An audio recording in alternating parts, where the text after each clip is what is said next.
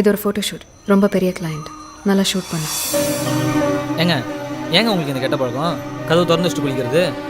ஏதோ நானா இருக்க போய் சரியா போச்சு. ஏதோ ஒரு அவசரத்தில் எட்டி பார்த்துருந்தானே. நீ பாப்பேன்னு நினைச்சேன். இந்த பார், நீ சுந்தர் கேர்ள் ஃப்ரெண்ட். யார் சொன்னா? You are like my sister. Okay bye.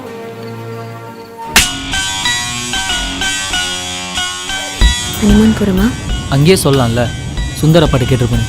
உன்னால் எங்கே முடியுமோ அங்கே கூட்டிகிட்டு போ. ஆடே ஆடே. ஹாய் அமினி.